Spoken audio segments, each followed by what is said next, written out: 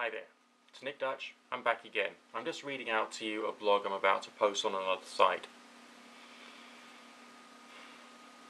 If you're going to make the decision to have a tarot reading, you need to take control of the consultation and think carefully about the results you wish to get from it. Make sure that you ask the right questions and work towards getting some clarity and resolution for the issues at stake. Sure, the tarot reader does want to help, but also the tarot reader may be very aware that this service is regarded as an entertainment service, and quite rightly too, and might take it in that light.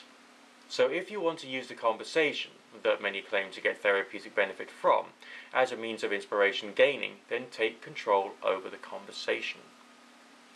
Since we were children, we've always been interested in asking the question, why? Sometimes to the exasperation of our parents, but it is an important question to ask, especially when we come across something that we don't understand. If there is something that we can't understand, we cannot expect the answer will come easily, nor that the answer will be simple. Often we want simple answers to complex problems, something to give us some feeling that we're going to be okay. But we're not just after temporary relief from pain, or are we?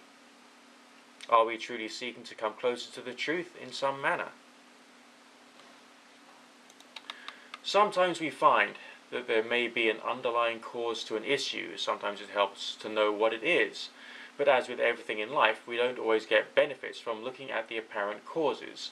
So we need to take a more holistic approach to view things that have caused a problem in a more rounded way, and to bring us closer to understanding not just one singular cause, falsely believing that before that moment we were perfect in the eyes of God and humankind.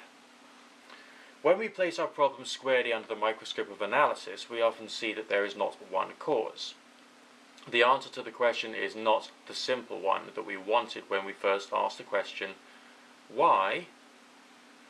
We start to see an emerging vision of interlocking forces, many of them in us all along, and we have to see our own personality and makeup in much greater clarity than before. We have to learn to admit that when we were wrong, and to try and learn how to unthink old behavioral patterns and old thinking patterns so that we can move forward. This is part of the blessing and the curse of being a diviner, needing to go along the path of personal growth so that we can see ourselves face to face rather than just through a glass darkly.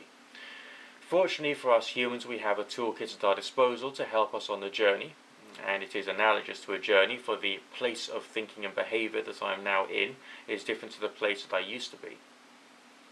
That toolkit is spirituality or religion and the self-developmental tools that have come from it. Many of the exercises are written, some are prayerful and some are meditative or contemplational, but they're all there to help the human, still as primitive as we were centuries ago, to progress through the journey. Just some thoughts for today. God bless.